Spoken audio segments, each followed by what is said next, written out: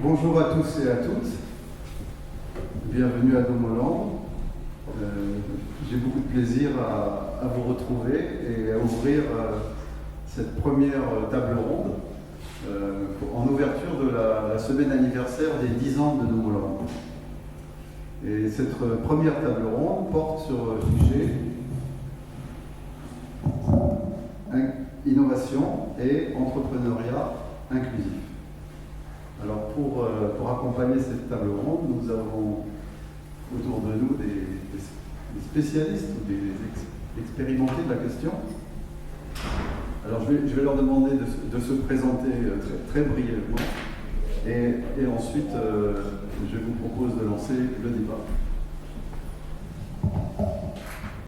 Mesdames et messieurs, Cyril Guessot, je suis conseiller départemental sur ce canton et avec la délégation de toute la partie attractivité territoriale, tourisme et également l'ensemble des syndicats mixtes que compose notre département des Landes. Je suis également membre du conseil d'inclusion dans l'emploi nommé par Madame la ministre du Travail dans le cadre de conseils établis sur les politiques publiques en faveur des publics qui sont défavorisés ou en situation de handicap. Bonjour à tous, je suis Francis Jamin, un élu d'une mutuelle santé qui s'appelle Harmonie Mutuelle.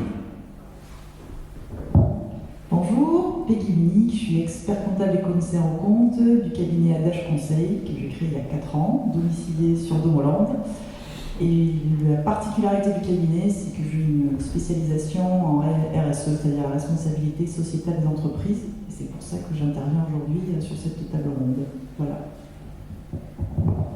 Bonjour, Laurent Bernadette, je dirige le groupe Bernadette qui est spécialisé dans le métier de la construction et également dans l'environnement. Et je viens ici ce soir également avec ma casquette de la CCI puisque je suis vice-président industrie et nous travaillons depuis un certain temps sur cette thématique-là. Parfait. Bien. Alors, avant de commencer, je voudrais quand même dire une chose. Dans ce titre, notre sujet de table ronde, mesdames, messieurs, retenez d'abord, on est dans l'innovation. L'innovation et Domoland, le Technopôle Domoland, sa raison d'être, c'est de porter l'innovation, c'est de diffuser l'innovation dans le territoire et au-delà. Et donc le mot est très important par rapport aux discussions que vous allez nous ouvrir et si on peut trouver en fin de séance des axes de comment développer l'innovation en matière d'entrepreneuriat inclusif. Alors pour commencer dans ce domaine, après avoir parlé d'innovation, je vais demander à Cyril Guessot de nous dire c'est quoi pour lui l'entreprise inclusive. Merci Hervé. Donc effectivement, je vais prendre juste quelques secondes pour expliquer cet adjectif que l'on met partout actuellement, qui est inclusif. Alors, il n'y a pas de concept extrêmement novateur derrière cet adjectif. En fait, inclusif s'oppose tout simplement à exclusif. Pourquoi? On le constate tous les jours. Nous sommes confrontés à une société qui est dans une normalisation à marche forcée. C'est-à-dire que tous les jours, on est de plus en plus confrontés à des situations qui nous sont imposées par la norme. Et cette norme, elle a pour objectif de structurer et de nous accompagner à bénéficier d'un ensemble de moyens et de dispositifs conformes à ce qui est attendu. Simplement, il y a des personnes qui ont des besoins spécifiques, comme nous tous d'ailleurs, et qui peuvent parfois buter sur ces normes excessives. Et on le voit bien, notamment dans les entreprises, mais aussi dans toute institution, qu'elle soit publique, privée ou associative, nous sommes tous dans l'obligation de se conformer à un ensemble de règlements. Et donc, les dispositifs inclusifs sont ceux qui vont s'élever contre l'emprise excessive des normes. Et comme je l'ai dit tout à l'heure, ces normes prescrivent, proscrivent, et donc également embolisent l'expression singulière de chacun des êtres humains qui se confrontent à cette norme.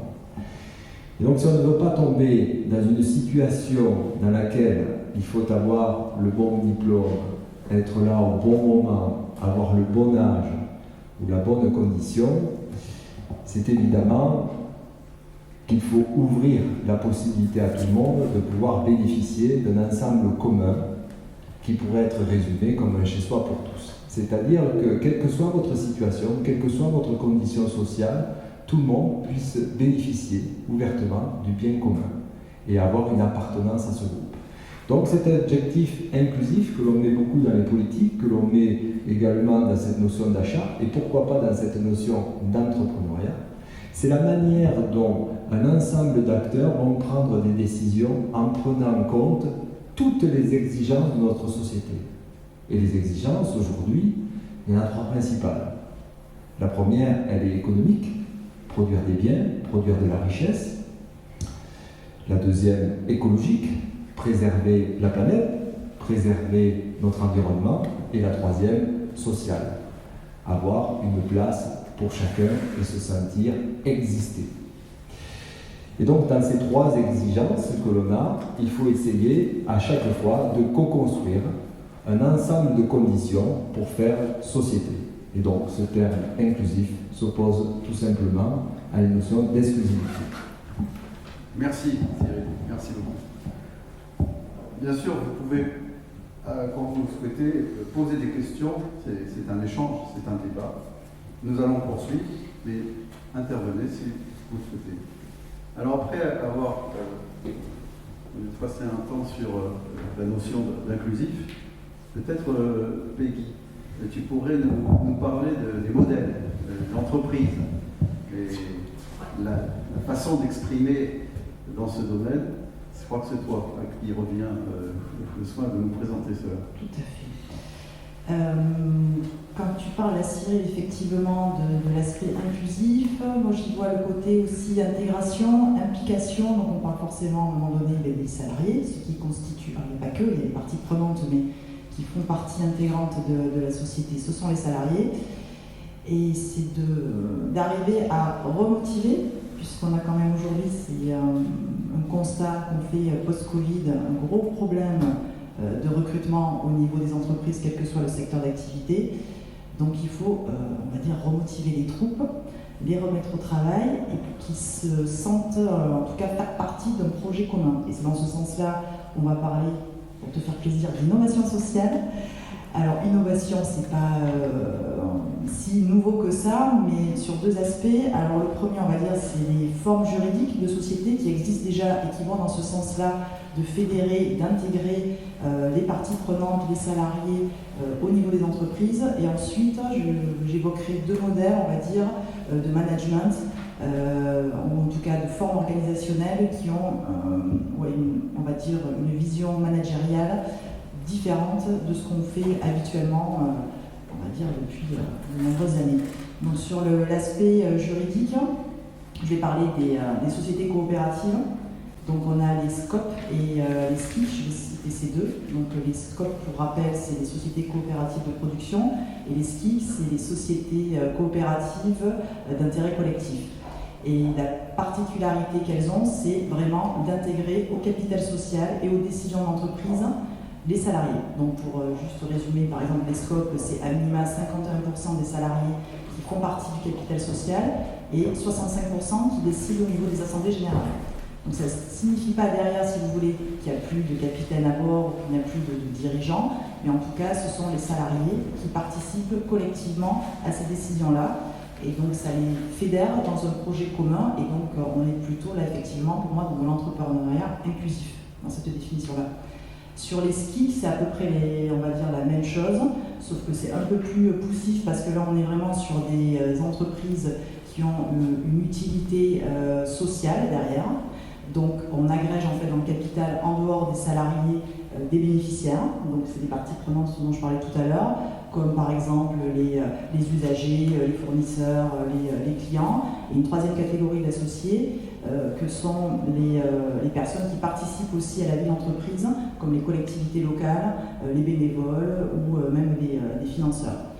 Et là, la particularité qu'on a, donc, en dehors du fait de fédérer au niveau vraiment de la structure même de l'entreprise, dans la répartition ensuite des excédents, Par exemple, pour les skis, pour donner un exemple concret, vous avez plus de 57% des excédents qui sont obligatoirement mis en fait dans des réserves qui sont impartageables. Donc on voit que la logique derrière qui est poursuivie, c'est vraiment un projet d'entreprise, de pérennité d'entreprise, de consolidation des fonds propres pour avoir une structure de fonds propres solide et d'avoir un autofinancement, le cas échéant important en cas d'investissement. Donc on voit bien que la logique, c'est de maintenir l'outil de production, ou en tout cas l'entreprise, au profit des salariés qui eux-mêmes œuvrent au sein du capital et des décisions de vote.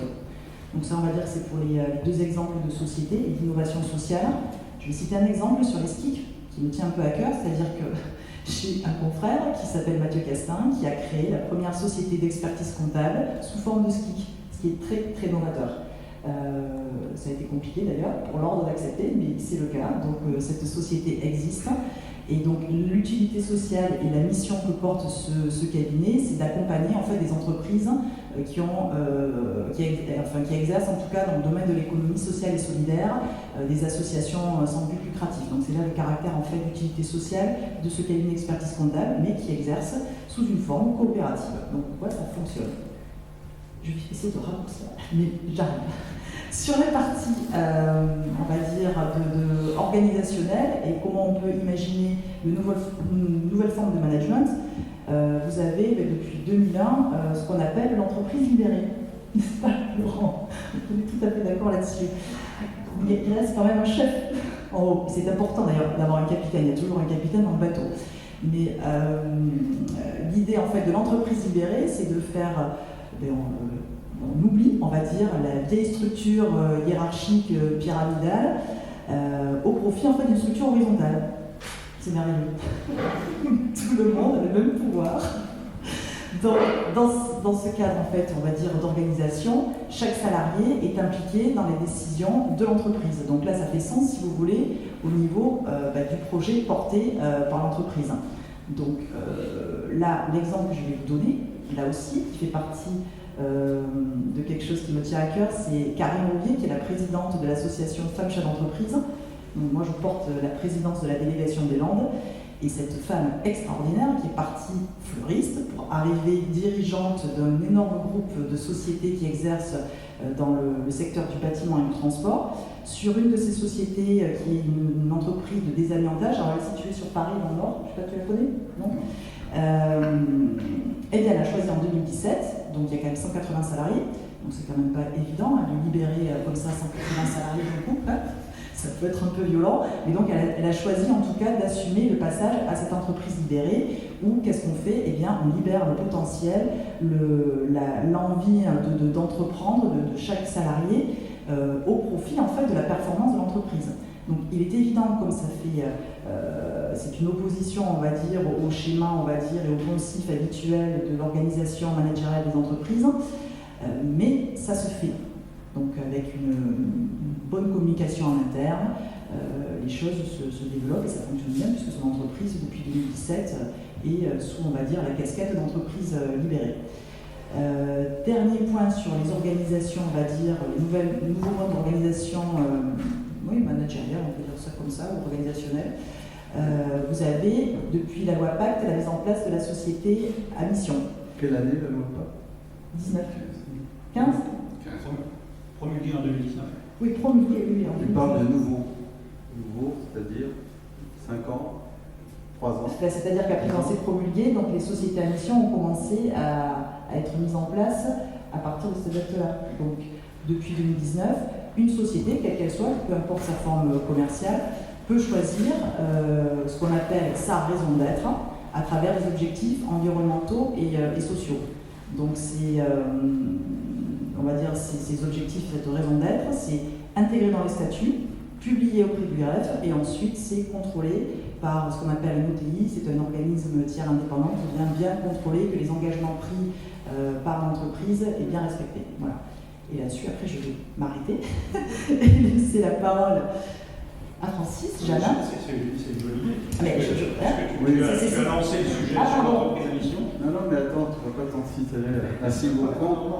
Est-ce que ça vous parle? Est-ce que c'est bien clair pour vous ce que vient d'expliquer. Ah oui, si c'est pas clair, Parce que de là, on va pouvoir Est-ce que dérouler. ce statut dans l'entreprise avec une gestion horizontale, libéré. Enfin, c'est oui, où tous les intervenants de l'entreprise participent à la décision. C'est ça. Est-ce que c'est un statut qui est d'abord bien défini? C'est pas un statut, hein. Non, c'est pas un statut, c'est plus, si tu veux, une idéologie, une philosophie d'entreprise. Hein. Ça a été théorisé par Isaac Getz, si je ne me trompe pas, et Bruno M. Karner, qui est un journaliste américain, qui a même écrit un ouvrage en 2010 là-dessus. Donc c'est plutôt de la conceptualisation d'entreprise, tu vois. Il n'y a pas un statut défini, comme par exemple, là, c'est même pas un statut d'entreprise à mission, c'est encadré, on va dire, d'un point de vue réglementaire, hein. C'est autre chose. Hein. Alors, on va essayer de donner un exemple justement pour illustrer ces démarches. Francis, est-ce que tu veux bien nous parler d'harmonie mutuelle? Et oui, parce que on est en plein dedans. Alors pourquoi sommes-nous en plein dedans? C'est parce que nous avons pris à notre compte cette loi Pacte pour voir quelle partie on pouvait en tirer en interne dans notre relation à nos adhérents, dans la relation à nos sociétaires, dans la relation à nos élus, puisque tous nos adhérents élisent des dirigeants d'entreprise. Qu'est-ce qu'on pouvait faire avec cette loi Pacte? Alors parfois les planètes sont bien alignées, on sortait d'un plan quinquennal et on avait nécessité de rentrer dans un autre. Et on s'est dit, finalement, est-ce que notre raison d'être à une mutuelle de santé, c'est uniquement de rembourser le reste à charge? Ou est-ce qu'on peut faire autre chose, et dans l'affirmative quoi? Alors, eh bien, on a engagé ce débat en interne, et ce qui est intéressant dans cette démarche, en ce qui concerne l'harmonie mutuelle, mais je connais d'autres sociétés qui se sont engagées dans cette voie, c'est que ça part de la base. En fait, on s'est engagé dans cette voie-là parce que les salariés et les élus des adhérents nous ont dit « Nous, on veut une autre société. On veut changer les choses et on veut agir sur notre environnement au plan général pour voir comment nous pouvons changer les choses. » Alors nous avons lancé un débat en interne, nous avons sollicité le grand public, les adhérents, les salariés et évidemment les élus. 350 000 contributions nous ont été apportées, qu'il a fallu dépouiller. Ça a débouché sur quoi? Ça a débouché sur, effectivement, des projets et finalement, à la dernière Assemblée Générale, une raison d'être. Car ce qui est déterminant dans ce nouveau mode de société, c'est que cette exigence que nous nous imposons, nous la mettons dans les statuts. Ça veut dire que nous en sommes comptables devant l'ensemble des instances de gouvernance et nous en sommes comptables également devant le pouvoir public. C'est-à-dire qu'il y aura, tu l'as dit, des contrôles qui seront opérés par un organisme indépendant et si nos engagements ne sont pas respectés, nous pouvons nous voir retirer le statut d'entreprise à mission. Alors j'imagine que vous êtes curieux et que vous dire mais Harmonie Mutuelle c'est une entreprise mutualiste à mission, mais quelle est sa raison d'être? Qu'avons-nous intégré? Alors je vais vous la lire, je ne la connais pas par cœur, excusez-moi.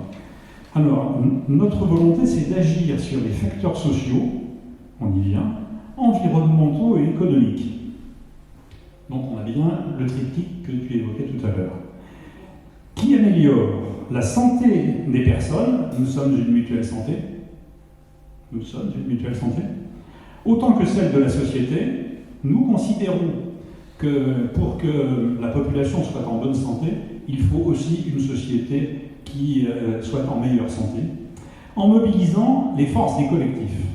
Alors, quand on est une entreprise de l'économie sociale, comme une mutuelle santé, sur quel collectif pouvons-nous compter?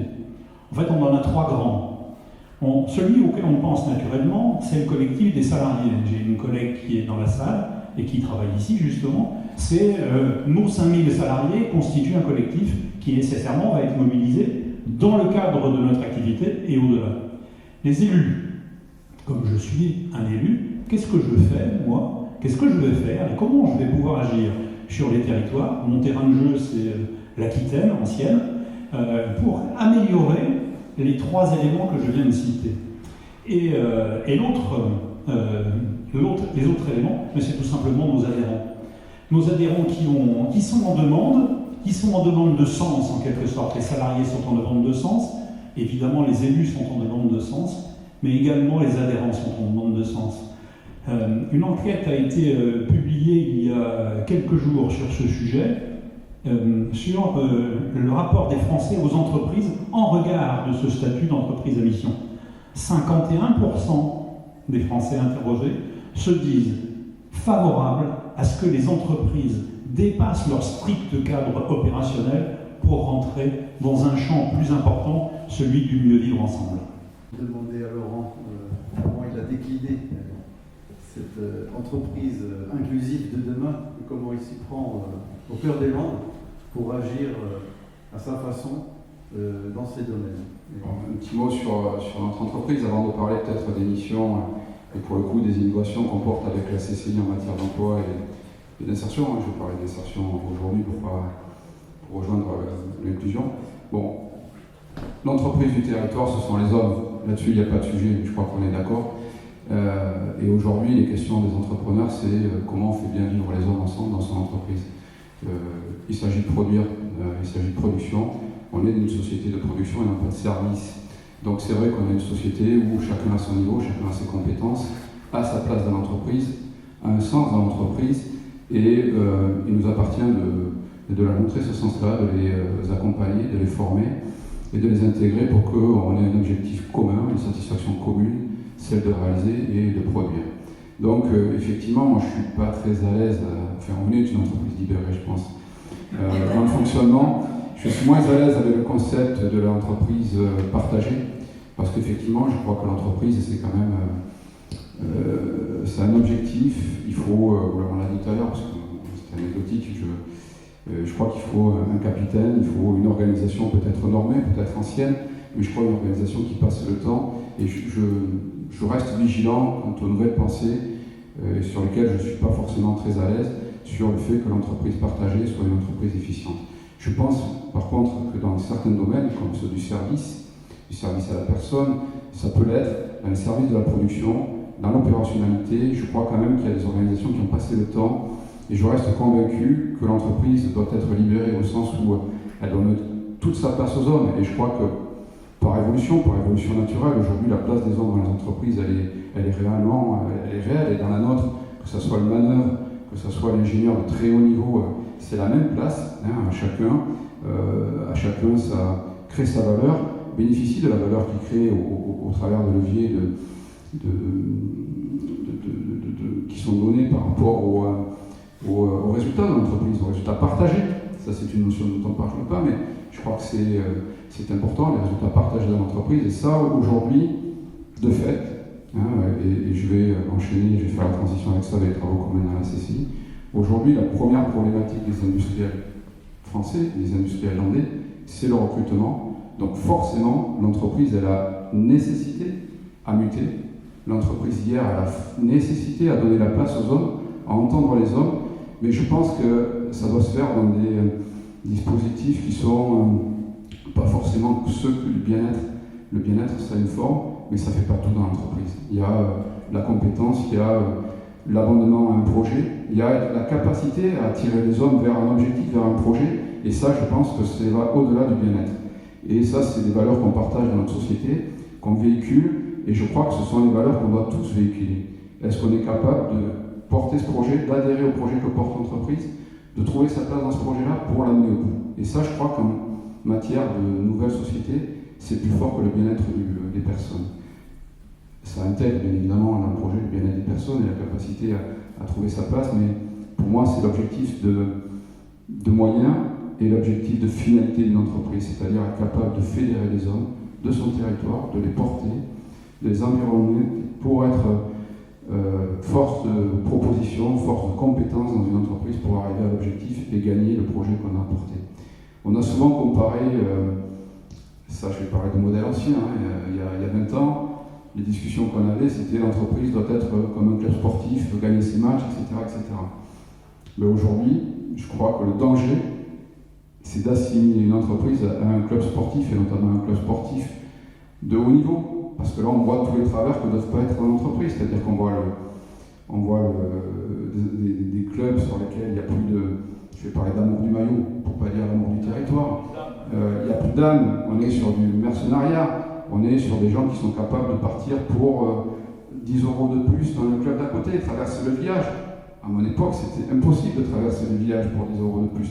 Et là, je crois que le sport professionnel nous montre ce que doit pas être l'entreprise. Et on doit faire cette rupture, on doit être effectivement vers une entreprise sensible aux hommes, sensible à ce qui fait sa valeur.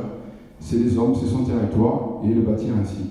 Je crois qu'effectivement, nous, on a la chance d'avoir un métier qui est le métier de BTP, où on vit de nos territoires, on fait vivre nos territoires aussi, parce que on est de l'ordre de 2 emplois-vie pour chaque salarié qui travaille, donc c'est-à-dire on fait travailler l'économie locale, et on a la nécessité que nos gens, nos personnels, nos compagnons, nos maîtres ouvriers soient bien dans l'entreprise, adhèrent à notre projet, à notre philosophie, et que nos chantiers soient réussis. Et la chance qu'on a, chaque chantier est un prototype, c'est-à-dire qu'ils remettent le pain sur l'ouvrage, il n'y a pas d'usure. Chaque fois qu'on termine un chantier, on passe à un autre chantier, et chaque fois le compagnon peut se retourner avant de passer à l'autre en voyant l'heure qu'il a faite, et avoir une forme de satisfaction de chantier gagné. Ça, c'est important, et finalement, c'est un management qui est assez facile par rapport au monde industriel, parce qu'il y a des valeurs qui sont portées. Voilà. Et c'est vrai qu'on arrive, on a très peu de turnover dans nos jeunes, parce qu'on arrive à les sourcer, les intégrer, les former, et leur donner cette passion, leur communiquer cette passion de l'acte de construire, et les intégrer. Et aussi, on a la chance d'avoir un métier qui permet l'ascenseur social assez rapidement. C'est-à-dire, vous pouvez arriver sans formation, dans la mesure où on ne fait pas le point de l'île de Ré, on ne fait pas le Vialet de Millau, on ne fait pas des ouvrages de Dubaï, on fait des ouvrages qui sont assez faciles à comprendre. Une fois que si vous avez un peu de management et la volonté, et vous êtes capable d'arriver sans formation, et 4-5 ans après d'être chef de chantier et de gérer des équipes de 10 personnes. Voilà pour l'entreprise, un peu ce qu'on prône comme valeur au sein de l'entreprise, et je pense que c'est l'idée de l'entreprise de demain, c'est la nécessité de prendre en compte ses ressources, et la première ressource de l'entreprise, c'est l'humain. Je reviens à la problématique des entreprises landaises, c'est le recrutement. Donc, je suis vice-président industrie de la CCI, et voilà 2-3 ans qu'on a entrepris des travaux pour essayer de comprendre cette problématique. Pourquoi les entreprises landaises n'arrivent pas à recruter, comme les entreprises françaises, et d'essayer d'innover et d'apporter des solutions. On est au début, c'est embryonnaire. Donc on a 2 axes de travaux. Donc on a signé une charte dans le cadre de l'État, et Cyril était présent, ainsi que le haut-commissaire Thibault Guilly. Les entreprises s'engagent. On va dire qu'aujourd'hui, on a une trentaine d'entreprises qui ont signé cette charte pour travailler sur des principes d'intégration des jeunes, de sensibilisation des jeunes à nos métiers, et des engagements à leur ouvrir les portes de nos entreprises. Donc ça, c'est quelque chose qui a démarré, je pense, qui va prendre tout son sens très prochainement. Pour ça, on travaille également avec l'aide des fonds européens et le département. On travaille sur l'insertion, l'inclusion, sur les jeunes en handicap social, les jeunes de 16 à 25 ans, en essayant de leur donner des outils pour se former, déjà pour s'orienter. Donc on est avec une jeune start-up qui s'appelle Hello Charlie, qui permet de faire de l'orientation de façon assez didactique et assez contemporaine, puisqu'on est sur un outil numérique, donc les jeunes sont assez à l'aise avec ça. Finalement, ils sont guidés par des personnes de très haut niveau en interface, et on voit qu'ils adhèrent à ça. On voit qu'ils adhèrent. Donc sur les 5500 personnes jeunes plutôt concernées dans cette catégorie, pour l'instant on a fait un échantillon sur 93 personnes. Les résultats d'orientation sont plutôt bons. Maintenant il faut qu'on passe vers où on les forme, vers qui on les envoie pour aller un peu plus loin. Donc ça, c'est quelque chose d'assez intéressant, et les premiers résultats sont plutôt bons. Les entreprises ont besoin. Il faut que les jeunes, qu'on arrive à motiver un peu plus ces jeunes. Donc maintenant qu'on les a orientés, il faut qu'on arrive à les amener vers les entreprises, présenter les métiers de façon plus factuelle et les voir. Deuxième travail qu'on mène, on est sur du moyen terme, et là, j'utilise beaucoup le mot convergence aujourd'hui. L'alignement de planète et la discussion qu'on a ce soir, elle est pour nous, entrepreneurs, fondamentale.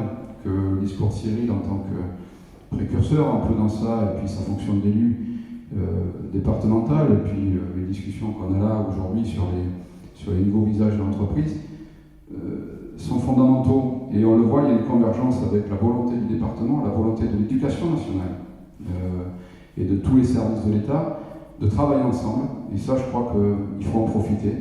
On a tous la volonté d'intégrer les jeunes. Et on voit aujourd'hui dans les travaux qu'on mène que les services de l'État sont présents, le département est présent, et l'éducation nationale. Alors pourquoi l'éducation nationale? Notre volonté, c'est d'aller dans les collèges, faire un tour des Landes, des collèges landais, pour présenter nos métiers, pas forcément qu'aux jeunes, et pas forcément passer un après-midi puis partir, hein, c'est sur une année scolaire. Les parents, arriver à intégrer les parents et les enseignants, c'est-à-dire qu'on est industriel concerné pour faire venir les enseignants dans nos entreprises, et leur présenter un peu la vie de l'entreprise.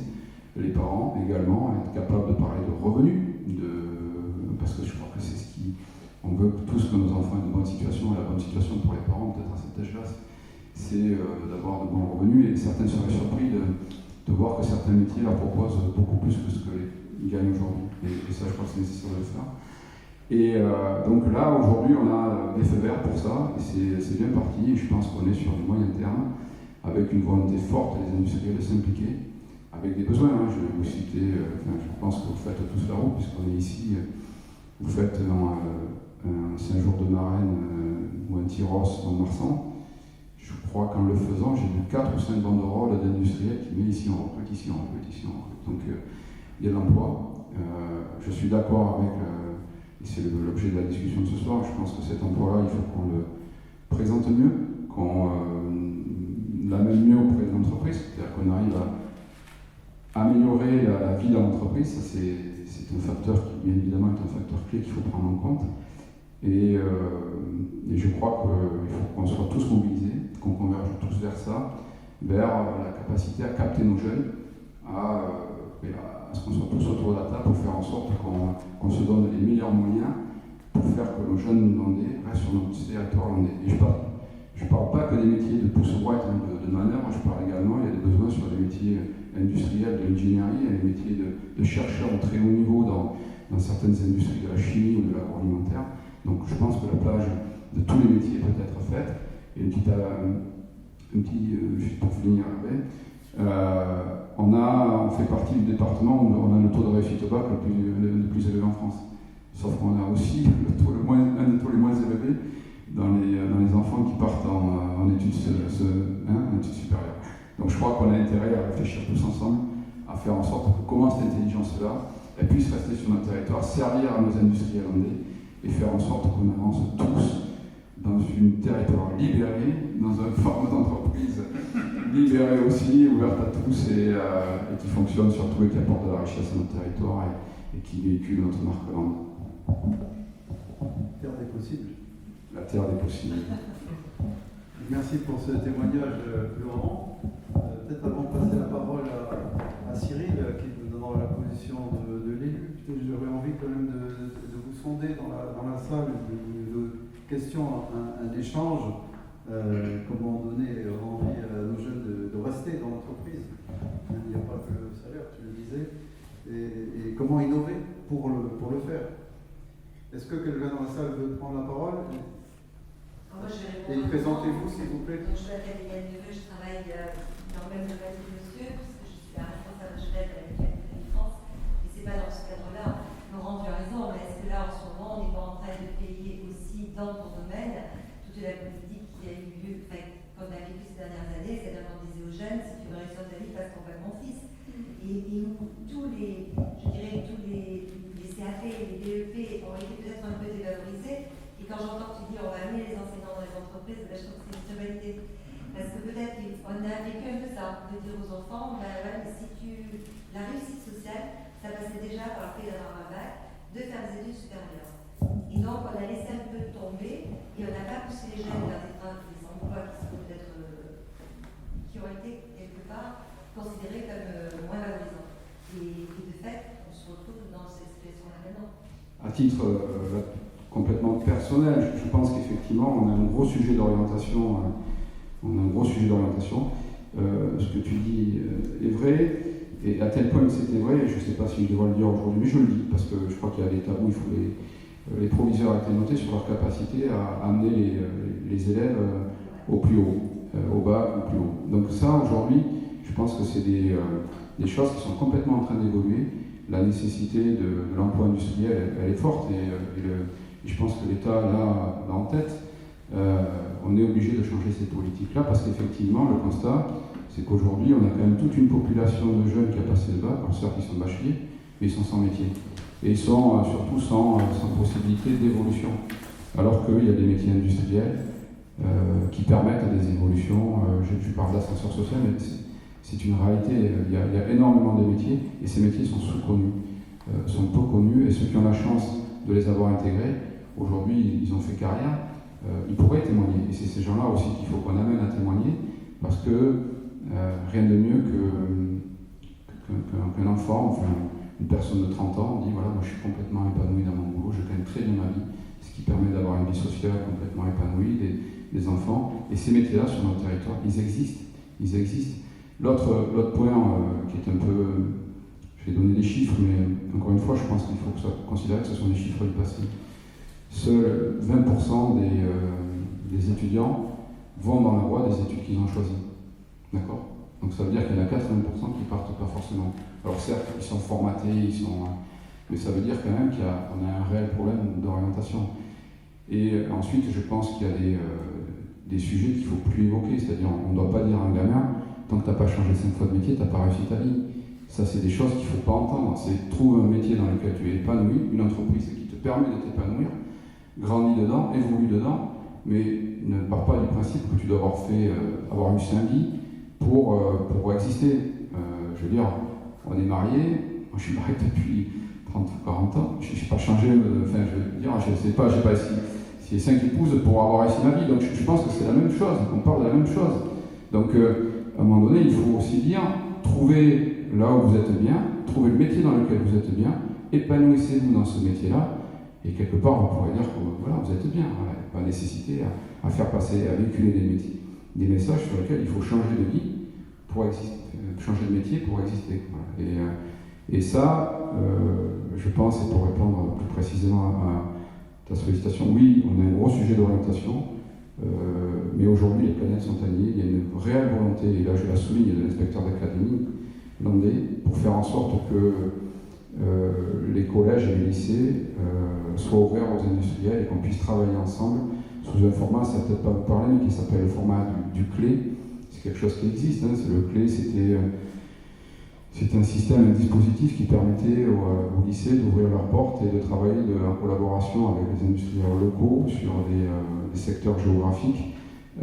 Et ça a très bien marché à Morsens. Ça a permis d'ailleurs à des industriels de pourvoir à leurs besoins, parce que les parents avaient vu que finalement les enfants avaient perçu qu'il y avait une industrie qui fonctionnait à côté sur le territoire, qui permettait d'avoir une belle vie. Et ça a permis donc de fonctionner. Donc l'idée c'est de déployer ça, de s'en servir de colonne vertébrale plutôt, pour essayer de le déployer sur le territoire, et oui, d'ouvrir les portes aux parents, d'ouvrir les portes aux enseignants. Donc les industriels sont prêts à le faire le samedi matin s'il faut pour que les parents soient plus nombreux, etc. Mais c'est une impulsion donnée. Voilà. Ça prendra peut-être un peu de temps, mais c'est parti. Réaction ? Il y a tellement de choses qui sont abordées là qu'on pourrait. Chaque phrase en fait est sujet à discussion. Juste, si je puis me permettre, sur trouver le métier dans lequel vous êtes bien. Encore faut-il avoir la chance de choisir un métier dans une industrie qui n'évolue pas. On ne peut pas être dans la mouvance en permanence, dans l'innovation et avoir la chance forcément d'avoir choisi pile le secteur d'activité qui n'allait pas... Bien évidemment, je ne dis pas que... Voilà, attention, je ne suis pas en train... Je dis simplement, si on est bien dans un endroit, qu'on ne sait pas où dans un endroit, il n'y a pas de raison de changer. Et aujourd'hui, le constat qu'on peut faire, la photographie qu'on peut faire, c'est que c'est le cas. Moi, j'ai des collaborateurs de très bon niveau qui sont intégrés, qui s'épanouissent, et je ne vais pas vous dire pour quelle raison ils, à un moment donné, décident d'aller voir ailleurs. C'est ahurissant. Enfin, je suis bien dans l'entreprise, je m'embête le week-end. Je suis mon épouse. Donc oui, il y a des raisons fortes, mais à un moment donné, il y a des raisons dans lesquelles je m'en vais parce que je vais gagner 10 euros de plus de l'heure, par mois. Ça veut dire quoi? C'est parce qu'on m'a dit de faire ça. Bon, je vais citer à la volée, mais moi, le message que j'ai voulu faire passer en disant ça, je ne veux pas stigmatiser. Ce que je veux dire, c'est qu'à un moment donné, il faut aussi qu'on ait un discours dans lequel l'épanouissement personnel trouve sa place, quoi. Et l'équilibre trouvé, il ne faut pas le remettre en cause sous prétexte qu'à un moment donné, on nous a dit que. Voilà, parce que ceux qui disent, souvent, ne sont pas forcément ceux qui le vivent. En ça, le modèle des Landes est un modèle qui a des atouts. La ruralité a des atouts incroyables par rapport à l'urbain, bien évidemment. Peut-être Cyril, je crois peut-être des exemples récents qui font que notre territoire est très attractif, peut-être intégrateur. Oui, effectivement. Alors, pour revenir juste sur un propos, avant de parler d'attractivité, concernant les Landes et puis cette fameuse entreprise inclusive, cette notion qui serait sûrement un horizon et qui serait l'une des solutions à l'ensemble des vecteurs, notamment d'emploi. J'ai eu la chance, il n'y a pas longtemps, d'aller visiter l'entreprise que tu diriges. Et j'ai pu constater qu'il y avait toutes les fondations nécessaires à cette dimension inclusive, c'est-à-dire celle qui va permettre de trouver des solutions à tous ces problèmes. Simplement, il va falloir persévérer parce que les Landes sont certes attractives, mais elles ont encore quelques petites problématiques et quelques petits freins. Je regardais justement, comme on a parlé des jeunes, notamment et l'orientation.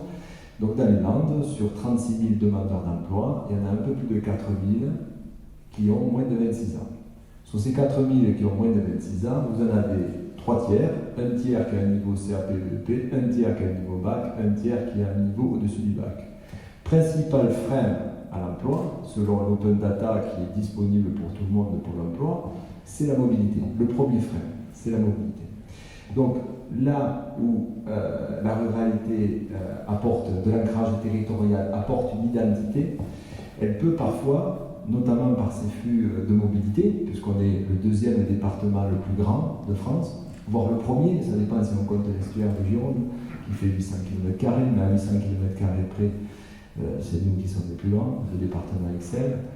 Et c'est vrai que, pour revenir aussi sur la dimension libératrice de l'entreprise, pour faire écho, donc moi je vous ai déjà dit que je n'y crois pas un instant à l'entreprise libérée. Voilà. C'est bien, ça sera comme ça des débats. Par contre, je crois beaucoup à l'entreprise libératrice. Et une des solutions, qui n'est pas forcément peut-être la meilleure, mais l'une des solutions, c'est que tous ces enfants qui sont en âge de passer le permis de conduire, on puisse les aider. Et le permis de conduire a un coût. Et donc il y a une politique des communes, des communautés de communes et du département incitative avec des bourses au permis.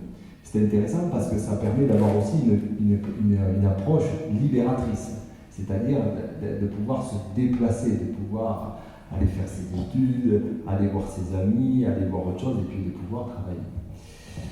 Ça, c'était pour la partie jeunesse. Et donc, on voit bien que dans les vecteurs, et là c'est l'élus qui parlent aussi, à travers des situations qui sont un peu complexes, qui sont tendues, notamment au niveau du travail, si on fait une convergence des besoins des entreprises, des concitoyens et de la création de richesse et de la valeur de notre territoire qui fait son attractivité, puisque nous sommes véritablement, pour le coup, là ici, dans un territoire l'un des plus attractifs de Nouvelle-Aquitaine. Je crois que nous sommes le 3e d'ailleurs, en termes de flux migratoires et en termes de création de richesses. On peut voir la nécessité d'accompagner le territoire dans sa mise en place de politiques publiques. Alors, ce qui fait que je vous ai parlé de la bourse de permis, mais on a un autre vecteur qui est très important, qui peut amorcer des modifications, qui sont notamment les politiques des achats inclusifs. Alors juste, je fais un petit parallèle avec ce qui s'est passé le 13 juillet 2021. Je pense que tout le monde sait ce qui s'est passé le 13 juillet 2021. Nous avons la publication de la loi de la lutte contre la déréglementation climatique. Et dans cette loi-là, dans son article 15, il y a une obligation qui est faite aux acheteurs publics de vérifier pour tous les marchés publics, de mettre, si possible, mais dans quasiment tous les cas, une clause sociale et une clause environnementale, voire même des critères sélectifs. Alors pourquoi le législateur se lance dans ces notions d'obligation de vérification des achats publics? C'est pour que justement nous puissions répondre ensemble aux critères d'exigence que je vous ai cités en introduction tout à l'heure, les exigences économiques, écologiques et sociales. Et donc d'utiliser les vecteurs des achats publics. Et ces achats publics, nous allons travailler avec les entreprises, ça a été dit par Laurent tout à l'heure, notamment à travers le club des entreprises engagées, pour trouver des solutions ensemble sur comment répondre à ces clauses sociales et environnementales. Et quand j'ai visité l'entreprise, j'ai vu que l'entreprise Bernadet avait déjà des prémices de réponse aux dispositions sociales, c'est-à-dire que l'on a plus de 12 000 personnes dans les Landes en âge de travailler qui ont un chômage de plus de 24 mois, donc c'est ce qu'on appelle des chômeurs de très longue durée. Donc ce sont des chômeurs qui ont des difficultés de retour à l'emploi, qui ne trouvent pas ou qui ne peuvent pas accéder à l'emploi pour des tas de raisons, parfois des raisons normatives, comme je disais tout à l'heure dans l'introduction, pas le bon diplôme, ou trop loin, pas de permis de conduire qui permettent d'accéder au lieu de l'emploi. Et il faut aussi savoir qu'une personne qui est au chômage de très longue durée coûte à la collectivité, à l'État et les collectivités, 20 000 € par an, en moyenne. C'est Bercy qui l'a quantifié. Et donc, l'ensemble des dispositifs que l'on veut amorcer à travers les achats dits inclusifs, c'est-à-dire les achats publics, c'est d'amorcer ces sujets-là pour qu'on essaie de trouver ensemble des solutions pour ces publics-là. Souvent, des publics aussi, pour la moitié d'entre eux, qui n'ont pas ou peu de qualifications. Et donc, ces 20 000 € que l'on dépense chaque année, c'est se dire comment on fait une activation de ces dépenses, ce qu'on appelle passives publiques, pour les mettre à disposition dans des structures d'insertion qui pourraient être portées, coportées en joint venture sociale, complètement entreprises par des entreprises justement, pour qu'elles puissent répondre à leurs exigences sociales, c'est-à-dire créer de la qualification, créer de l'emploi. Parce que ça a été dit, on le sent bien, que le travail est source de stress, parfois, il est source de difficultés, puisqu'il y a des personnes qui vont quitter l'emploi qu'ils font. Mais c'est aussi un lieu de statut, c'est un lieu de reconnaissance, c'est un lieu de déploiement de soi. Et donc c'est à ça que je crois beaucoup à l'entreprise libératrice. En ce sens où une des réponses qui a été apportée, notamment dans les entreprises sociales inclusives, c'est qu'on s'aperçoit que plus on augmente la puissance d'agir des personnes à faire, et plus on diminue l'autorité sur les personnes, on augmente la créativité et on augmente ce facteur justement de reconnaissance et de déploiement de soi dans l'entreprise. Et ces vecteurs-là qui sont portés par cette notion, cet anglicisme que tout le monde connaît, qui est l'empowerment, traduit en français par empuissancement, qui est la conjonction des termes de responsabilisation et d'autonomisation. Et quand Laurent nous dit justement qu'il va aller visiter les collèges, qu'est-ce qu'on fait? On se dit qu'on va responsabiliser tout le monde, même les enfants, à commencer à comprendre ce qu'est l'entreprise, ce qu'est une carrière et un parcours. Pour que justement on puisse avoir un endroit d'expression, un endroit où on peut exprimer ses talents. Donc tout ceci, c'est des jolies. C'est vrai, quand on en parle comme ça, on pourra en parler pendant des heures et trouver des solutions à tous nos problèmes. Simplement, là, au moment où je vous parle, on est dans le réel. Et le réel, ce sont les statistiques. 36 000 demandeurs d'emploi dans les Landes. D'accord? Et des entreprises, Laurent l'a dit, qui ne trouvent pas d'emploi. Et quand on se balade en voiture, vous allez sur l'employeur numéro 1 du canton Marin-Seine-Sud avec lequel on est, c'est-à-dire sur Marin-Nador-Poitou-Sud, c'est la mairie. Vous y allez, il y a un bandeau qui dit « Ici, on recrute numéro de téléphone ». Et que comme il n'arrive pas à recruter, il va chercher des saisonniers au Portugal qui arrivent avec des bus et des traducteurs qui sont obligés de financer. Alors on se dit, mais comment ça se fait? Comment ça marche? Ou qu'est-ce qui ne marche pas? Et donc, c'est comment nous allons répondre ensemble à ces problèmes-là et comment nous allons tenter de flexibiliser. Et donc, on se dit que la société inclusive est celle qui s'élève contre l'emprise excessive des normes, qui prescrivent, proscrivent et embolise l'expression singulière. Quand je dis ça, c'est comment on va faire en sorte qu'à travers la politique des achats inclusifs, à travers les dispositifs que vont permettre de mettre en œuvre les entreprises, comment nous allons trouver ensemble, co-construire les moyens dont nous avons besoin pour ne laisser personne au bord du chemin. Et donc, cette particularité-là, juste pour terminer sur ce point-là, c'est que on voit bien que la solution, elle est multifactorielle et que plus nous avançons dans le temps, plus nous laissons faire les choses sur une seule exigence qui serait une exigence purement économique, purement financière, nous allons créer une fracture. Nous sommes le département le plus attractif, 1 milliard de PIB. On a eu quasiment 90% de taux de remplissage des hôtels, des restaurants. Et les restaurateurs ne pouvaient pas tout le temps ouvrir ou couvrir justement parce qu'il manquait de main-d'œuvre. Alors on a dit c'est la faute des logements des saisonniers, c'est la mobilité, c'est les publics, c'est certains qui ne veulent pas travailler. Mais la réalité, elle est multifactorielle comme je l'ai dit tout à l'heure, et celle-ci, malheureusement, creuse les fractures. Parce que sur ce même territoire, au moment même où je vous parle là, sur le canton Marin-Saint-Sud, c'est 12 communes. Ça va de Rossegor à Moulietz, en passant par Saint-Jean-de-Marennes, Magescq et Saubus. Il y a à peu près un peu plus de 3000 demandeurs d'emploi sur l'ensemble. D'accord ? Il y en a 7000 sur Max, à peu près, sur la communauté des communes Max. C'est à peu près les mêmes entre les deux cantons. Et bien vous avez 2400 offres d'emploi non pourvues. Voilà. D'accord ? C'est une réalité. Est-ce que je peux intervenir, monsieur ? Oui, bien sûr, je vous en prie. C'est très intéressant, ça fait une heure que vous parlez tout ensemble, vous employez des mots, vous proposez des techniques, vous avez des systèmes, et il y a un mot qui n'est pas venu et qui me semble essentiel, dans l'économie inclusive, c'est le mot motivation. Les normes sont attractives, mais on ne motive pas les gens qui sont dans les normes à travailler. Les normes sont les plus belles, mais on ne motive pas les autochtones à faire. Je poserai la question à M. Laurent. Par exemple, dans son entreprise, je ne sais pas combien il y a d'employés, mais combien il y a d'autochtones ici ou combien il y en a qui sont venus d'ailleurs. C'est ça la problématique. Notre problématique est une problématique de motivation. Et personne n'a parlé de motivation. Et la motivation, ça ne se résout pas par les techniques, ni par des méthodes. Ça se résout par, bien sûr, je prends une métaphore, je vais dire qu'il y a un stade d'emploi. L'an dernier, il y avait 1000 personnes au stade. Cette année, il y en a 10 000 parce qu'ils gagnent. Ils sont motivés déjà. La part de la victoire les motive et ils sont motivés. Qu'est-ce que nous faisons aujourd'hui pour motiver les gens ici ?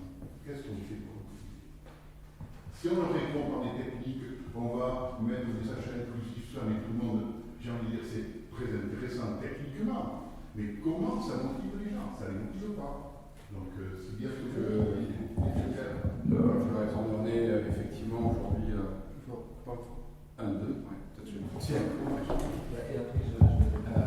Nous sommes aujourd'hui 470 et 700 équivalents temps plein et effectivement on a à peu près 5-6 000 heures d'insertion, c'est-à-dire prendre des jeunes qui ne sont pas dans notre métier pour essayer de les intégrer, de les faire progresser. La motivation, quelqu'un qui est motivé, et là pour le coup je vais rejoindre les techniques qui ont été énoncées. Ce que doit rechercher l'entreprise, c'est que ces personnes soient bien dedans et qu'on adhère à un projet. Pareil, le Stade Montois Rugby, c'est les mêmes effectifs à 2 personnes près que l'année dernière. Il suffit d'un entraîneur qui les fait travailler, qui leur donne un projet, et une équipe qui perdait tous ses matchs l'année dernière gagne tous ses matchs cette année. C'est la même équipe, c'est un management différent. Donc c'est-à-dire qu'il y a une technique différente de management et une adhésion au projet qui fait que les résultats sont là. L'entreprise, c'est pareil. L'entreprise, je l'ai dit tout à l'heure, ce sont des hommes. Et les hommes, mais on doit les prendre en compte. On doit les prendre en compte, ils doivent être bien dans leur environnement, que ce soit le manœuvre, que ce soit le technicien supérieur, que ce soit le docteur en recherche qui fait qu'il projette l'entreprise de demain. Les outils, ils sont là. Le problème qu'on a aujourd'hui, à mon avis, il est autre que la motivation. Motiver les gens à rester dans son entreprise, je veux dire, on a les gens. Ils sont dans notre entreprise, ils ont été sourcés, ils ont intégré l'entreprise. C'est comment on source les gens. et je crois que c'est les travaux qu'on doit mener, c'est comment aujourd'hui on arrive à trouver le vivier nécessaire à l'avoir orienté comme il faut, c'est-à-dire avoir su dire à un gamin, voilà, toi tu seras mieux dans ce métier-là, tu t'épanouiras même mieux parce que tu as ces compétences-là, et qu'on l'amène et qu'on l'accompagne à grandir vers ça. Alors après, s'il faut, c'est ce qui était vrai hier n'est plus vrai aujourd'hui, donc là, effectivement, il n'y a pas que des réussites. Mais je suis convaincu qu'en orientant mieux les gamins, en donnant conscience à l'ensemble des enseignants, des parents, c'est un travail de moyen terme, mais là, on n'est pas en train de dire, demain, on claque des doigts, ça sera fait, on est bien d'accord. Mais je pense qu'en faisant ça, en travaillant également sur ces 4500, puis si on met les migrants et les jeunes mineurs non accompagnés, je crois qu'on arrive à un vivier de jeunes de 16 à 26 ans on est autour de 6 000 personnes, de 26 000 personnes. Si on leur donne l'envie, si on leur donne l'orientation, c'est-à-dire leur dire, être capable de dire ce que personne n'aura dit peut-être à un moment donné, ben toi, tu as des pieds en or, sois footballeur, toi tu as des mains en or, sois pâtissier, toi tu as le goût, etc., sois plombier. Si derrière on n'arrive pas à faire comprendre, enfin déjà, si on ne donne pas cette préorientation-là, et aujourd'hui ça n'existe pas, enfin je veux dire, ce qu'on dit aujourd'hui, on est dans un rouleau compresseur où depuis, je ne vais pas m'avancer, mais je pense le milieu des années 90, on est sur, on fait du to-back, on fait du to-back, avec aujourd'hui on est en train de faire machine arrière, avec les métiers professionnels, les métiers professionnels, on peut passer son bac, aller dans les métiers professionnels après, tout comme on peut partir en filière d'orientation, non pas parce qu'on est nul, on est en échec et par défaut, on peut partir en filière professionnelle après la troisième en ayant une moyenne de 18 en troisième, et c'est là où il faut casser les tabous. Et je veux dire, la motivation elle vient quand on est dans un environnement où on fait ce qu'on aime et que derrière on a un objectif. Et quand je parlais tout à l'heure d'objectif et de cohésion, il est là, et vous avez pris, même si j'ai fait contraire tout à l'heure l'exemple du sport professionnel, c'est typiquement ça, une même équipe, avec les mêmes joueurs, avec des méthodes de travail différentes, elle évolue. Mais les joueurs, ils y sont. La difficulté aujourd'hui, c'est de trouver les joueurs pour les entreprises. Peut-être qu'il n'y a pas le même projet. C'est sûr. Elle n'a pas le même entraîneur. Elle a la même façon de travailler. Elle n'a pas le même entraîneur, et donc du coup, elle n'a pas le même environnement de travail, et quelqu'un qui est capable de la faire travailler pour aller vers un objectif. Mais il y a, je veux dire, là, l'équipe, elle est là. Et aujourd'hui, la difficulté qu'on a tous, c'est il y a des joueurs qui sont en difficulté, on cherche des joueurs, mais on n'arrive pas à trouver les joueurs.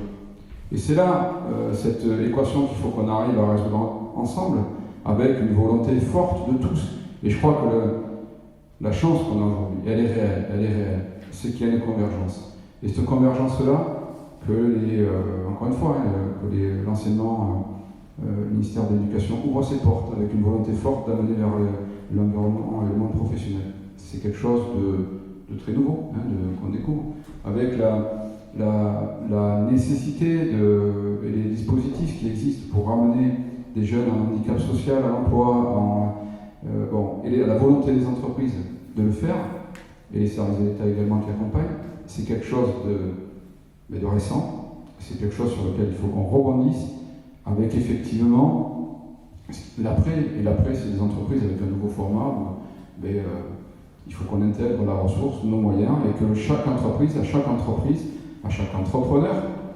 de trouver le levier pour faire en sorte que les personnes qui viennent dans son entreprise s'y sentent bien, elles adhèrent au projet et gagnent des matchs. Je crois que malheureusement c'est des mots, mais c'est une réalité. Et la chance qu'on a de la ruralité, c'est qu'on a très peu de turnover. Je vois, nous, on est ancré dans le territoire, on est également dans des métropoles comme Toulouse, comme Montpellier. C'est complètement différent. Les valeurs des hommes sont différentes. On a la chance aussi d'avoir des valeurs, et ces valeurs-là, il ne faut pas qu'on les brise, il ne faut pas qu'on les casse, il faut qu'on les fasse grandir, il faut qu'on les fasse germer. Et j'allais dire, ça je crois que Cyril va adhérer, il faut qu'on les exporte, il faut qu'on arrive à dire, voilà, on est landais, on a une identité, faisons en sorte qu'on l'exporte et qu'on soit fort de ces valeurs-là. Après, effectivement, la motivation, je crois que c'est là pour le coup, on est sur un marché concurrentiel, mais moi je préfère que les gars viennent chez moi et qu'ils se sentent bien chez moi, qu'ils aillent chez d'autres concurrents, et ça c'est après je dirais que c'est la clé de chaque réussite d'entreprise. Si vous m'autorisez juste après, je prends la parole. J'entends très bien, je comprends absolument parfaitement ce que tu viens de dire. C'est plutôt le département auquel je m'adresse. Aujourd'hui,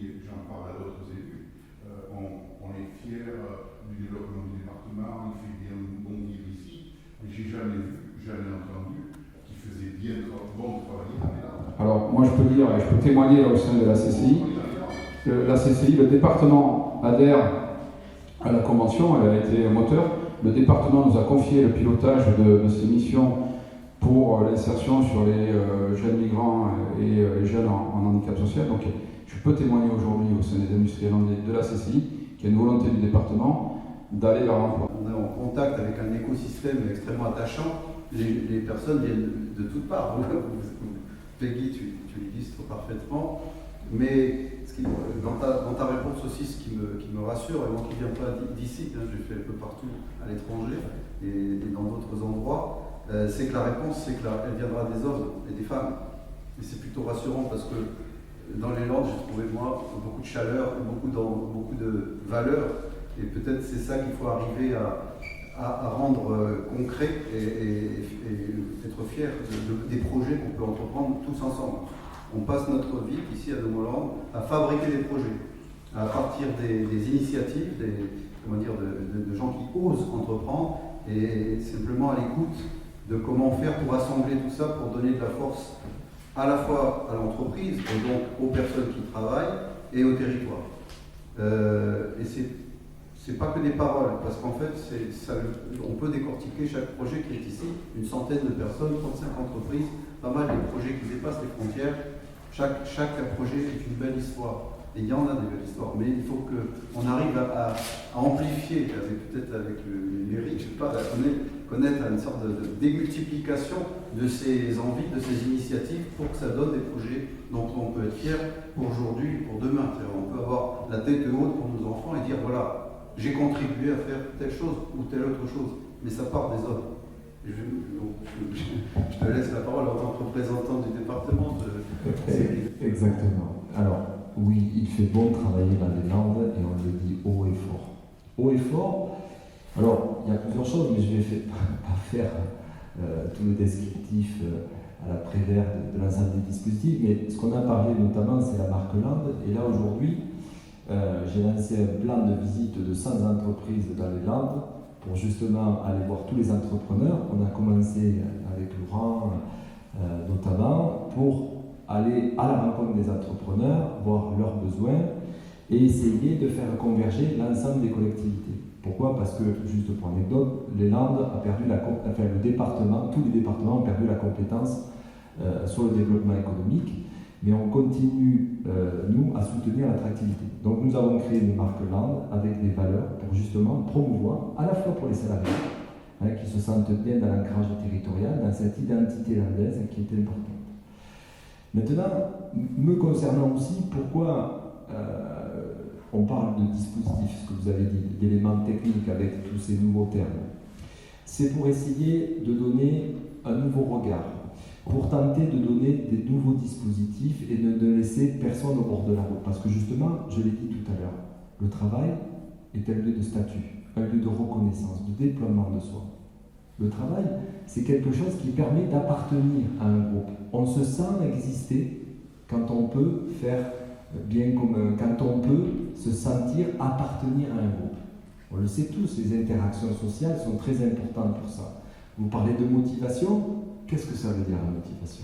On sent qu'il y a ce terme moteur dedans. Mais en fait, qu'est-ce que c'est ? C'est le désir tout simplement. Qu'est-ce qui fait qu'on se lève le matin ? Qu'est-ce qui fait qu'on a travaillé ? Qu'est-ce qui fait que le chômeur reste inscrit à Pôle emploi ?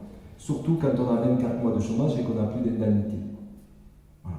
Sur ce canton-là encore, je reviens dessus, il y a à peu près 600 personnes qui sont inscrites demandeurs d'emploi et qui n'ont pas d'allocation chômage, par exemple. D'accord ? C'est une réalité. Donc ils sont demandeurs d'emploi, mais ils n'y arrivent pas. Et pourtant, il y a des postes ouverts. Et donc, c'est essayer, j'en ai parlé tout à l'heure aussi, pour les jeunes, il y avait un frein qui est la mobilité. Donc vous avez 14% des 4000 jeunes qu'on a évoqués qui ont des problèmes pour se rendre au lieu de travail. Alors, je vais prendre aussi, si tu le permets Hervé, non pas mon mandat d'élu, mais dans ma vie professionnelle. Donc je suis également entrepreneur. En 2008, nous avons créé avec Fabrice Abadia une entreprise. En 2008, nous avons commencé dans un T2 à Saint-Vincent-de-Tyrosse, un petit appartement. D'accord ? Il y avait 5 salariés. On travaillait pour Omarif, filiale technologique de Quicksilver qui se trouve à Hossegor. Aujourd'hui, on est 430 salariés, dont 75% en situation de handicap. Dans ces 75% en situation de handicap, 90%, quand ils sont rentrés dans l'entreprise adaptée, étaient sans qualification. Quel est le métier principal aujourd'hui de FMS, de l'entreprise adaptée FMS? C'est le développement de systèmes informatiques, et notamment pour Airbus, dans le PLM, le cycle de vie produit. C'est-à-dire qu'on intervient à l'intérieur même d'un avion pour s'assurer du développement des pièces et de l'assemblage des A320. Alors A380 c'est terminé, A350 et l'A330 Neo. Et aujourd'hui on participe à ça. Alors Airbus, et j'y étais vendredi encore, et Airbus va venir ici vendredi. Airbus nous fait le challenge à l'entreprise ici, FMS, qui est basée sur Atlantis Sud, de passer sur le PLM de 50 salariés à 150 d'ici 3 ans. Comment on fait? C'est des qualifications de très haut niveau en informatique. Et je vous l'ai dit, on recrute majoritairement des personnes en situation de handicap du territoire sans qualification. Nous avons créé une académie à l'intérieur avec 40 salariés et les enseignants, les instructeurs, ce sont nos chefs d'équipe et nos salariés. Et nous avons créé, tu l'as dit tout à l'heure, je crois que tu as employé le terme de compagnons. Nous avons des compagnons partout. Et ces compagnons-là, quand ils transfèrent leur savoir, c'est-à-dire que ce sont des collaborateurs entre eux, ils ont des primes pour passer du temps à transmettre leur savoir. Tout progrès suppose la transmission. Très important. Et ça va de soi avec les valeurs. Quand Laurent dit on va aller dans les collèges, et les collèges, pour le coup, là, sont de compétences du département, c'est avec grand plaisir. Parce que Laurent, si toi tu y vas pour transmettre, justement, on fera progresser le regard. On fera progresser la responsabilisation des enfants et des familles. Et donc, on va ainsi éviter d'infantiliser. Mais juste pour revenir sur cet élément du désir, qu'est-ce qui fait que vraiment on va se lever le matin pour aller travailler? Ce qui est difficile. Parce que moi, le premier, mon parcours, j'ai eu un accident de la vie quand j'étais sport-études de rugby. Le rugby, fini. J'ai un handicap terminé à 19 ans. Je ne savais pas quoi faire. Chômage, contrat aidé, emploi jeune. Voilà. Et là, je rencontre des personnes, je démissionne de mon emploi jeune puisque ça a duré 3 ans. J'étais aide éducateur dans un collège avec des enfants en échec scolaire. Donc je démissionne, je rencontre des gens, je reprends les cours du soir, etc. avec la NPE. Ça s'appelait la NPE avant, c'était dans les époques Jospin. Et puis je passe tout ça, j'ai plein de diplômes, là j'ai un bac +6. Et donc ensuite, le cheminement il commence à se tracer parce qu'on commence à être sur sa voie. Une fois que vous avez des désirs et des rêves, et que vous arrivez à les mettre en acte, que vous développez votre puissance d'agir, de faire, là, tout se déroule naturellement. Et vous avez une puissance qui se met en fonctionnement. Je vais prendre un dernier exemple, parce que j'ai côtoyé Thierry Marx à Paris.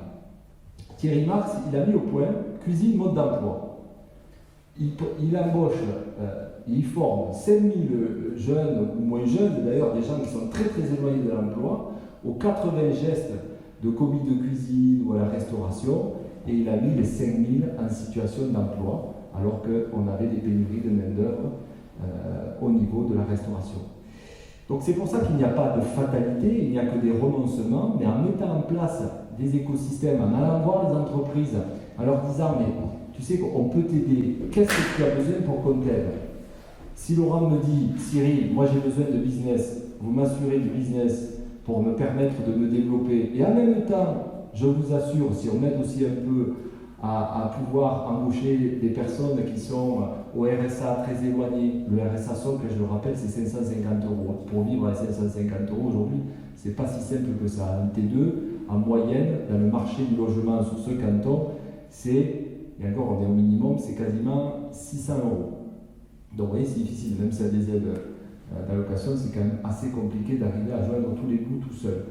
Et donc, si on arrive à mettre un ensemble de dispositions à disposition, non pas de tiers, mais carrément des entrepreneurs, on arrive à trouver des solutions à l'ensemble de nos problèmes. Mais on ne le fera qu'ensemble dans la co-construction. Voilà. Et il ne faudrait pas que finalement la complexité de tous ces dispositifs nous fasse oublier la simplicité d'entreprendre, de vivre nos rêves, d'oser les faire, d'y aller. Et chaque fois qu'on voit un jeune, quelqu'un de moins jeune qui est perdu, qui est au bord du chemin, dire mais c'est possible. Là, par exemple, sur ce canton, ou sur la communauté des communes Marais-Ladour-Côte-Sud, on a un chômage des personnes handicapées qui a baissé de 20%. FMS, on a recruté quasiment toutes les personnes qui avaient envie de bosser. Voilà. C'est une réalité, on peut y arriver. Et on utilise le dernier point sur la marque Land pour aller chercher des compétences qui n'existent pas ici, dont on a besoin. Parce que ça aussi, c'est un vrai sujet. Et aujourd'hui, la marque Land fonctionne énormément. Vous avez dans le marché français de la compétence informatique numérique de pointe, sur par exemple des technologies comme 3DX, qui sont des technologies que Dassault utilisait pour la gestion des cycles de vie produits dans l'aéronautique, qui sont très très rares, qui se spéculent à peu près à des salaires qui avoisinent les 90 000 € par an. Et ce sont des ingénieurs, développeurs en informatique. Avec la marque Land, et pour donner du sens, parce que notre territoire est très attractif, ces salaires-là peuvent se négocier bien moins cher. Pourquoi ça? Parce que les gens aspirent à une qualité de vie. Et beaucoup des jeunes qui sont dans notre territoire, qui sont très attachés à leur ancrage territorial, souhaitent vraiment travailler ici et conserver cette qualité de vie. À nous de leur offrir un écosystème, un environnement où ils peuvent s'exprimer.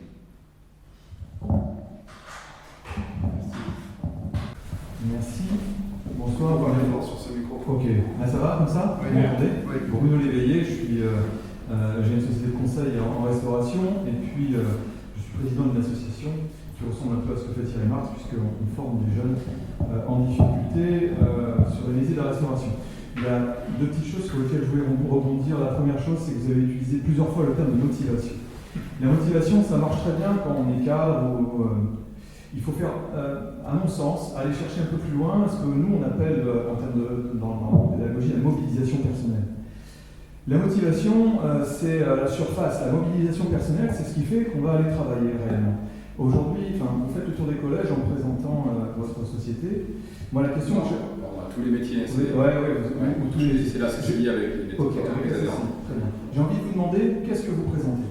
Est-ce que vous présentez des entreprises avec des technicités, des postes, ou est-ce que vous pouvez aller chercher la mobilisation personnelle du jeune? Quand je pose cette question, c'est parce que mon expérience m'a amené à le faire. J'ai été marin d'État pendant 17 ans, et lorsque vous amenez avec vous des jeunes et des moins jeunes, d'horizons complètement différents, avec des histoires totalement différentes, vous les amenez soit dans une tempête faire un sauvetage, ou soit, ça m'est arrivé au Kosovo d'amener une équipe où les balles sifflent et vous traversez un champ de mine. Et là, on ne va pas leur dire que tu vas gagner 10 € de plus. On va essayer de trouver en eux la ressource qui va permettre de les amener plus loin, le fait de se transcender. Et cette mobilisation personnelle, aujourd'hui, elle est tout à fait transposable dans le monde de l'entreprise, c'est ce que j'essaie de faire. C'est d'aller... La méthode elle est très simple, c'est d'aller rechercher l'individu, qu'est-ce qu'il recherche, et faire attention à ne pas trop surfer, même si on aime bien surfer dans les langues, à ne pas trop surfer sur ce que j'ai entendu aussi tout à l'heure, sur le bien vivre. Le bien vivre dans les langues, il existe, c'est pour ça que je suis venu. Sauf que bien vivre, ça ne suffit pas.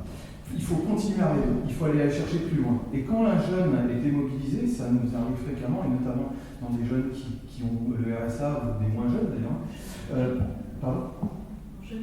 Aux jeunes ou moins jeunes, ouais. C'est d'aller s'intéresser à l'individu, qu'est-ce qu'il va faire qu'on va lui apporter le rêve à portée de main pour que lui fasse le pas. Vous voyez ce que je veux dire? On tend la main et à lui de faire le pas. Donc voilà, sur l'histoire de la motivation, attention au vocabulaire, je peux vous assurer que de changer le mot en mobilisation personnelle, ça peut nous aider à réfléchir autrement en tant que cadre et à apporter quelque chose d'autre. Et pour rebondir sur Thierry Marx, oui, Thierry, il apporte des technicités. Mais ça, tout le monde peut le faire. Et Thierry, c'est un ancien du RIMA, de l'armée aussi, où il est allé rechercher aussi cette ressource, de dire qu'est-ce qu'on va faire pour que ces gens, en apportant des techniques, on va s'intéresser à l'individu, et qu'est-ce qu'on va faire pour qu'ils se servent de la cuisine, non pas comme d'un métier, mais comme de quelque chose qui va les faire progresser dans la vie. Et certains, oui, vont entrer en cuisine pour faire cuisinier, d'autres vont entrer en cuisine pour avoir leur permis, d'autres pour devenir prof de surf, je dis n'importe quoi, mais s'il faut avoir un peu d'argent pour devenir prof de surf, je vais gagner un peu d'argent grâce à ça et je vais pouvoir aller voir plus loin. Et cette notion d'aller chercher son rêve, moi j'ai la chance de vivre, je viens des quartiers, moi j'étais en banlieue parisienne, j'étais en Val des Tours avec des parents maltraitants, et j'ai eu la chance d'avoir un professeur de la 6e à la 3e qui m'a dit Bruno, rêve, va chercher le rêve. Si j'avais pas eu ça, si j'avais pas eu cet adulte-là qui m'avait donné ça, aujourd'hui je serais comme mes copains, soit en prison, soit en Val des Tours à faire autre chose. Vous voyez. Et voilà, c'était le message que je voulais passer. Merci. Bon, écoutez, vous voyez, ça fait 1h30 qu'on échange. J'ai peut-être encore une question, sinon je... Monsieur Noyon, vous qui avez une sacrée carrière derrière vous, qui avez beaucoup voyagé quand même. Moi, ce qui m'intéresserait, c'est que vous nous disiez ce que vous avez vu ailleurs. Ouais. Et est-ce que vous avez trouvé une recette miracle ailleurs, dans tous les pays que vous avez croisés? Alors ça... Vous traversez. En 1h30, non mais j'ai mon prédécesseur qui est là, c'est pas le destin, vous savez, j'étais assez loin d'ici. Quand j'ai vu un message comme ça par mail, par mes anciens réseaux, d'autres réseaux, qui me proposaient effectivement de répondre à un appel, à projet de candidature pour venir ici et porter l'innovation dans les métiers de la construction et du cadre de vie, et en le faisant dans une idée de transfert de savoir-faire. C'est plutôt quelqu'un en fin de... n'est-ce pas? Qui avait déjà gouverné pas mal et qui était prêt à échanger, à transférer et à emmener avec lui des jeunes, jeunes entrepreneurs. Il fallait être aussi chef d'entreprise pour pouvoir essayer de discuter, de partager, de parler de motivation, de mobilisation. Et c'est vrai que ces 10-12 dernières années, j'ai élargi la France, je suis parti un peu partout. J'avais commencé ma carrière aux affaires étrangères, donc là aussi j'ai couru un peu partout. Mais j'ai quand même fait 20 ans à Paris, donc je peux faire le de toutes les dimensions. Quand je suis arrivé ici, quand je suis venu ici, je n'avais pas l'intention d'y aller, parce que mes enfants m'ont dit Papa, viens, vas-y, on n'est pas très loin, va voir. Bon, ok, je suis venu. Mais j'ai été surpris, j'ai été frappé, j'ai été séduit, et toujours encore aujourd'hui, vous voyez, c'est pas forcé pour faire cette table ronde, on l'a fait avec le cœur aussi. Et comment dire, il y a tous les atouts, il y a tous les ingrédients pour que chacun trouve son bonheur. Alors nous, ici à Domoland, c'est le bonheur dans l'innovation. Et moi, ça me plaît bien, justement, d'oser, d'entreprendre, de pousser les limites. Mais il y a vraiment tout ce qu'il faut. Déjà une localisation exceptionnelle, des atouts naturels exceptionnels, des personnes, peut-être dans le plus qui m'a marqué, c'est des valeurs. Quand on dit quelque chose, on le fait. Mais avec Jean, les premières fois, quand vous allez voir ensemble les premiers contacts, moi je sortais, parce que j'ai fait pas mal d'étrangers, en disant, bon, il dit ça, mais qu'est-ce qu'il faut que je comprenne?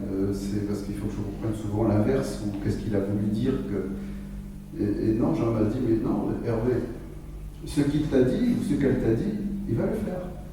Elle a dit, je vais faire ça, il va faire ça. Ah bon, moi je crois que c'était impossible cette chose-là, ça fait bien longtemps que j'avais oublié ça. En vérité, 3 ans plus tard, Jean, tu avais raison. Ici, dans les Landes, ce que l'on dit, enfin, je ne veux pas généraliser, mais pour moi, dans 98% des cas, ce que mon interlocuteur me dit, il le fait. Moyennant quoi, je peux m'appuyer sur lui pour construire autre chose et pour ramener autour de lui des personnes qui vont y croire aussi pour fabriquer le projet. Et comme j'étais un entrepreneur et tout ce qui m'intéresse de faire, c'est des projets avec des hommes et des femmes, ben ici c'est vraiment un Eldorado pour une terre de projet. Dans l'écosystème de Domoland, il n'y a que des personnes qui viennent porter un projet, structuré ou pas, mais en tout cas dans l'idée de le faire grandir. Et c'est un réel plaisir, parce qu'on a l'art de vivre au travail, c'est mieux. Avec le Covid, c'est encore amplifié, tout le monde veut venir ici, et nous, à nous de voir comment on peut le transformer en projet, en mettant ensemble les jeunes, les moins jeunes, les expérimentés, toutes catégories, pour fabriquer des projets. Et pour l'instant, j'avoue que 3 ans, 4 ans maintenant déjà,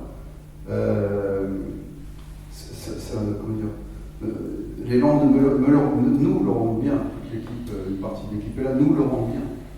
Mais si tant est d'ailleurs que le président du département m'a dit, Hervé, la méthode elle est intéressante, tu ne veux pas t'occuper de technopôle d'innovation sur l'agriculture et l'agroalimentaire? Oui, président, mais ce n'est pas tout à fait mon truc, j'ai 40 ans d'immobilier et de projet, avec la CCI également. Bon, je dis ok, on y va. Et j'ai fait comme ce que tu as rappelé là.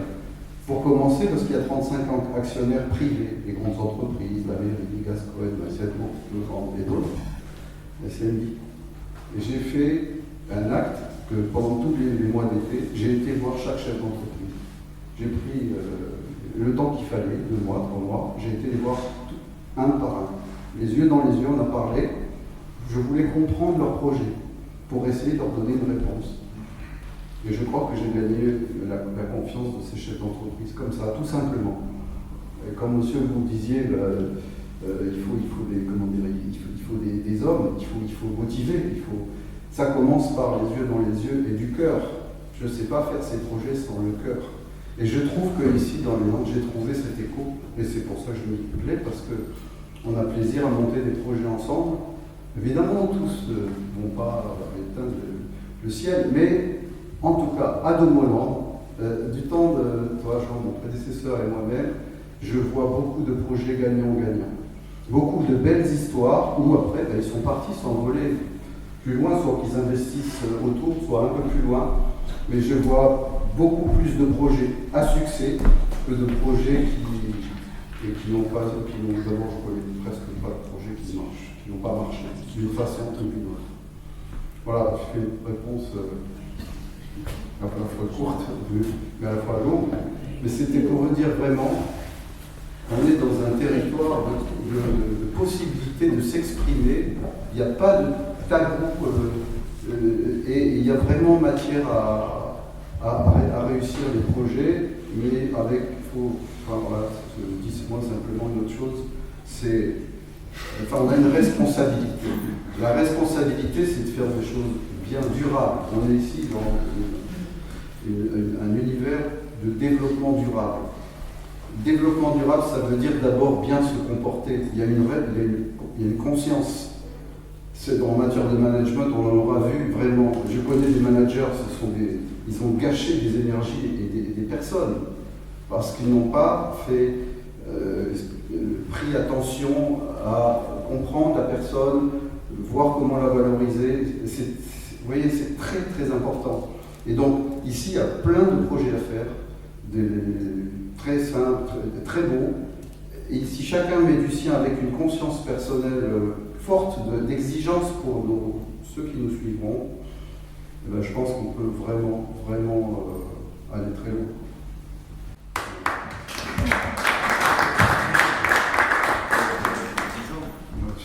Je ne voulais pas couper, je sais. Ça fait pas une conclusion. Ça fait une déclaration d'amour. Déclaration d'amour. Je ne connais pas madame. Je ne sais pas où les amis. Alors, écoutez, je vais quand même prendre 2 minutes pour vous dire. En fait, cette table ronde aujourd'hui, c'est le premier jour d'une semaine anniversaire. L'anniversaire de Domoland qui a 10 ans. Et donc nous avons souhaité avec l'équipe, chaque jour,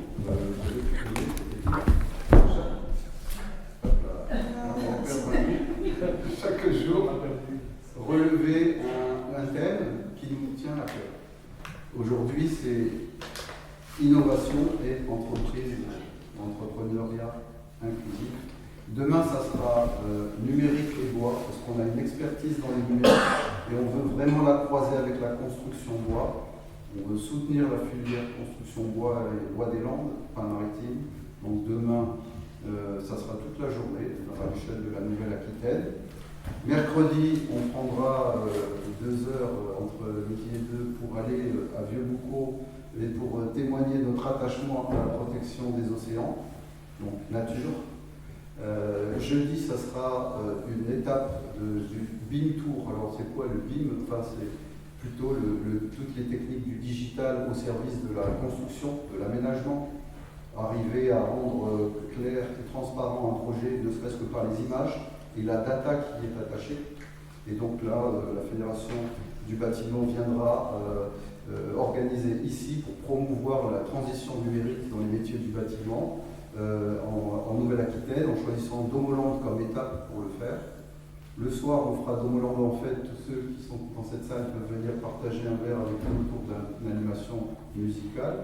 Et vendredi, nous aurons l'occasion de donner le coup d'envoi de la première phase de travaux du futur écocampus Domoland. Alors c'est quoi? Le futur écocampus Domoland, il vient en fait consacrer la première étape de ces 10 ans. Le président Emmanuel, que je ne connaissais pas, il a eu vraiment une vision d'implanter ici un pôle technologique pour en faire un regroupement d'entreprises manufacturières et faire en sorte que les Landes soient vraiment un acteur majeur du développement durable en France. Donc il y a 12 ans, ouais. 12 ans, 2 ans au département et 10 ans physiquement sur ce site. Aujourd'hui, c'est clair que son projet, cette vision a été un succès. Succès parce que c'est vraiment un porte-drapeau qui emmène avec lui des projets, des entreprises et des thématiques. Nous sommes complets depuis 3 ans, vraiment complets. On accueille les personnes, les entreprises de façon sédentaire, mais aussi on accueille plein de petites entreprises un petit moment, en éphémère, avec l'espace coworking. Et donc, ce qu'on va faire, c'est qu'on va augmenter nos capacités d'accueil pour continuer à porter l'innovation, pas seulement dans la construction durable et le cadre de vie, mais aussi dans d'autres secteurs, par exemple l'économie sociale et solidaire, l'industrie, les services à l'industrie, pourquoi pas dans la santé, le médico-social, on est un territoire de silver economy, le sport, enfin tous les atouts des Landes, plus ça vraiment, ça c'est le combat des prochaines années, faire venir la recherche et l'enseignement, la formation continue sur ces lieux, plutôt au niveau master et au-delà, pour épauler nos entreprises. Nous sommes déjà 1400 personnes sur ce site, à peu près 70 entreprises, 100 salariés sur Domoland. Eh bien, peut-être ça montrera jusqu'à 2500, 3000, 4000 personnes, c'est possible. Mais ça ne peut pas se faire sans le levier enseignement et recherche. Et donc, on travaille d'arrache-pied avec tous les partenaires, on pousse pour ça. On a lancé un appel à projet pour accueillir des établissements d'enseignement supérieur, l'université, on discute avec l'université de Toulouse, l'université de Pau, bien sûr au quotidien, l'université de Bordeaux, des grandes écoles d'ingénieurs, de l'école du design à Mont-Marsan, pour faire venir cet enseignement et cette recherche. On travaille à la mise en place d'un labo de recherche auprès de Domoland pour ouvrir l'exploration de ce que sera demain l'innovation. Là, un des thèmes qui nous est cher, c'est de travailler sur le logement social, l'habitat social et le bien vieillir dans les Landes. Et donc, on va chercher à développer la donnée avec l'analyse prédictive des mouvements, de ce qui va se passer dans l'habitat. Et justement, peut-être que toutes ces choses-là, si on les fait, et on les fera, nous permettront d'attirer d'autres entreprises qui viendront à l'entour développer leurs projets et créer des emplois et de l'innovation dans nos territoires. Voilà, donc ça sera vendredi et ça viendra couronner les thèmes qui nous sont chers du moment pour développer l'innovation dans nos territoires. Voilà, j'en ai profité. Alors, si vous avez encore quelques minutes, je vous propose que l'on se retrouve autour d'un verre, un moment convivial. Vous êtes bien sûr cordialement invités à participer aux déjeuners, si le cœur vous en dit. Merci d'avoir participé, merci aux intervenants.